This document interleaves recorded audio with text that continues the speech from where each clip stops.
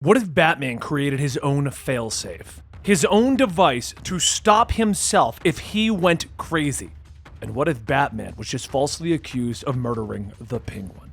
This is Comicstorian, where I take some of your favorite trade paperbacks and single issues, I break them down, giving you an audio drama of the adventure. The idea behind this is to allow you to understand what is going on in the world of comics so that you too can go out and add them to your collection, be it the art, the story, or whatever you want to get. Today we're going to be covering Batman 126 and 127. There's one issue that sets this whole thing up. Batman, who is currently down on his luck and lost most of his fortune, went to the deathbed of Penguin, who had one final plan in place to make it look as though Batman is the one that killed him. Once this happened, a failsafe activated for Batman. Well, you'll find out today. Let's get into today's storyline, Batman 126 and Batman 127. Each day and each night the soldiers come out. These are the bravest young men and women that Batman has ever known, protecting their city and other cities. But tonight, one soldier in particular is still patrolling when he shouldn't be. Tim looks out over the city with Batman asking what he's doing. And Tim says the same as him, his job. Batman tells him no. You're not ready. You should have assessed the situation at the gala. You should have seen the gunman before turning his back. Tim asks him, are you serious? I was saving lives. Does me getting shot remind you of Jason? Or Alfred? You're not in charge of me. I don't even wear a bat. Tim jumps off the building and Batman tells himself that he has been uneasy as of late. It's not just because of the nightmares. He couldn't marry Selina because he couldn't afford that level of distraction. But Tim and Barbara, they deserve love and happiness. None of them truly understand that this life won't allow it. Even with Cobblepot's death, there will be more enemies, unending.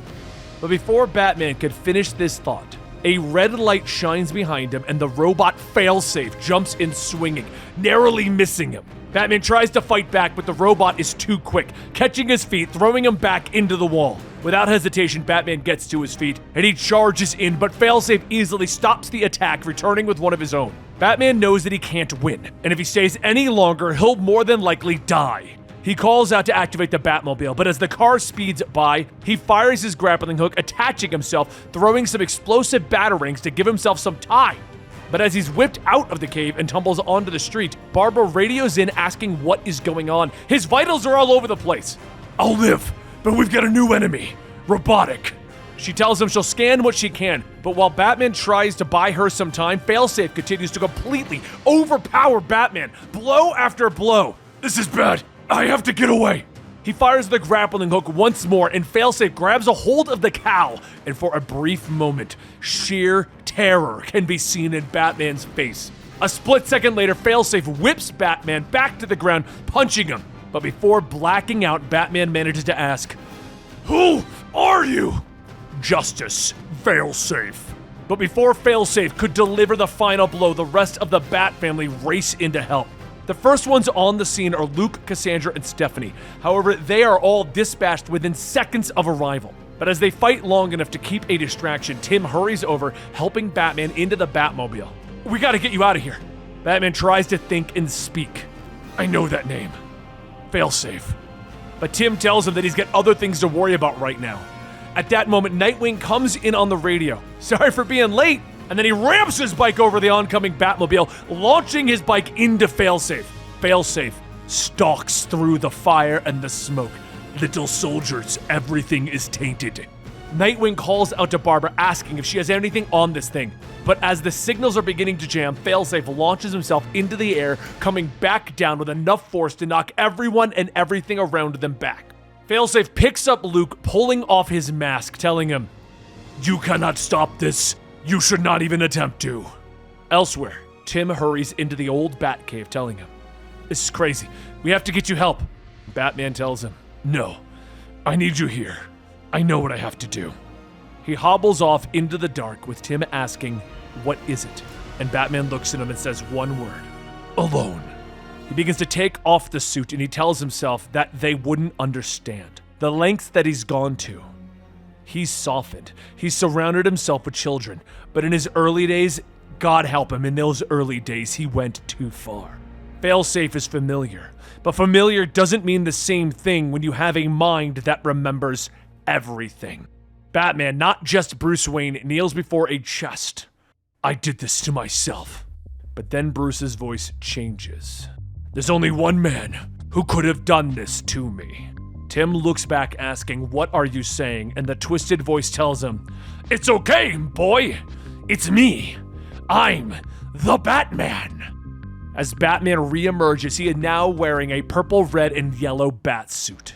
You see, long ago there was a situation that resulted in Batman being removed from the Justice League. He had created files on everyone within the league and how to stop them should things ever get bad. Those files ended up in the hands of Ra's al Ghul. Thankfully, that was taken care of, but angrily and rightfully so, Superman had one question for Batman. What's the contingency plan for Batman? How does the League take down the man who's planned for the League?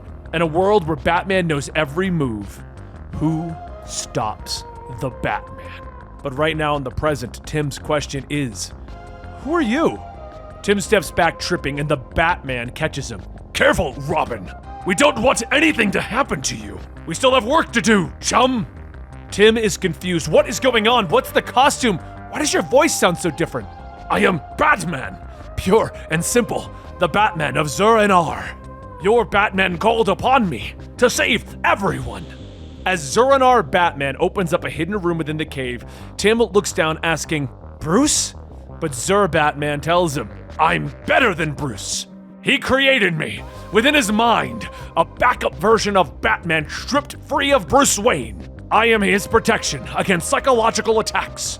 Bruce thought rightfully that he created a failsafe because he could never create the thing to stop Batman if he ever went too far. As Zur-Batman gives Tim a crooked smile, Tim says, you know how to stop this, right? Unfortunately, I've erased my memory knowing our Batman would call on me. Tim sighs, Zur-En-Arr. Oh God, I read about you in the Black Case files. Of course Bruce created a contingency backup. Who created a contingency backup? Zur-En-Arr Batman pauses for a moment and looks up. He is here. Failsafe breaks through the cave walls and begins to scan, looking down in the hole. Zur-En-Arr. Zur-En-Arr Batman fires a micro rocket that grabs a hold of Failsafe for a moment, then tosses the device to Tim, telling him, do not hesitate, boy. Everything is on the line. The mission only ends when we're dead. And as Zur-Batman and Tim turn on their energy swords, Failsafe says, a Batman who has lost his way is death. You must be stopped. Batman has taken a life. Failsafe kicks Tim away and Tim yells, Batman didn't kill the penguin! He's being framed! Failsafe knocks Zur-Batman back and Tim throws two small explosives into the air, detonating them, causing some of the cave to fall in. Zur-En-Arr Batman then gets back up, telling him that they have to stop him for good. But Tim hurries over to him, helping him up, telling him, you might be the Batman of Zur-En-Arr, but you're still in Bruce's body, and it's already taken a massive beating. We have to get away. Tim drags Zur-Batman out of the cave and into the manor, where Zur-Batman pulls away, setting charges on the wall. We need to get ready to destroy Failsafe. But as Zur-Batman readies himself, Tim shouts, that thing almost killed us! We have to be strategic. If you really are Batman without Bruce, then you need to start acting like it.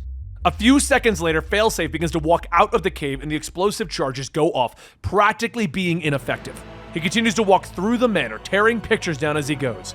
Is pure Batman in more pain than Batman, more sentimental, or are you just relentless, uncaring? The clawed hand moves around the portrait of Alfred as Zur-En-Arr Batman leaps in, telling him, stay away from Alfred! Zur-Batman is knocked away, and Tim is too, with Failsafe telling him, it is wrong to fight for him. Batman doesn't care about you, just his mission. Fighting me just causes your family pain. Zur-Batman steps back in. They aren't my family. They're my soldiers, my army, and the war is not done. As the two begin to battle, Failsafe says that he created him to stop him. Your soldiers are inconsequential. But as they fight, Bruce is screaming in Zur-En-Arr's head, telling him, don't lose sight of who you are, of who we are.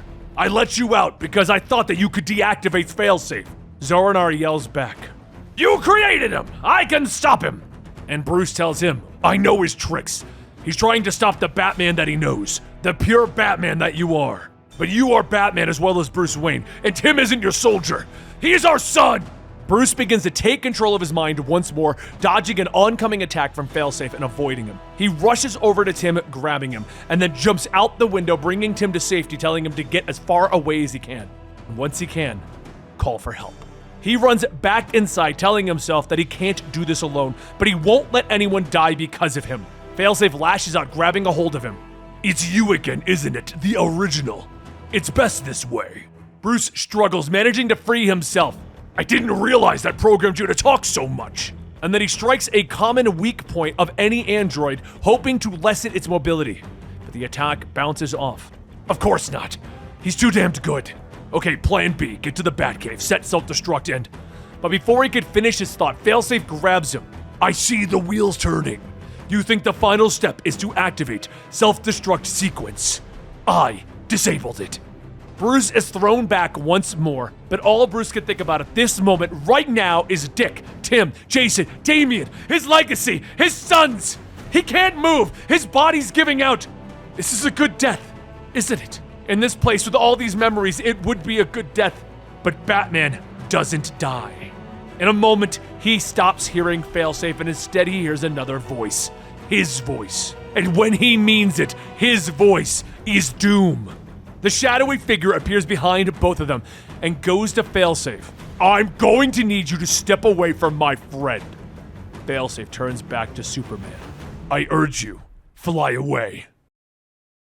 And there you have it. More of the Batman storyline going on right now by Chip Zdarsky. This is one of my favorite Batman stories in years. One of. And I hope you guys are enjoying it as much as I am. If you want to see the continuation of this, press subscribe, hit that like button, or go to your local comic book store because issue 128 is already out. Once 129 drops, I'm going to bring you the next chapter of it right here at Comicstorian. So make sure you like, subscribe, hit that notification bell, and don't forget to check us out on Patreon and YouTube memberships if you want early access to our videos. Thank you, and I'll see you next time right here.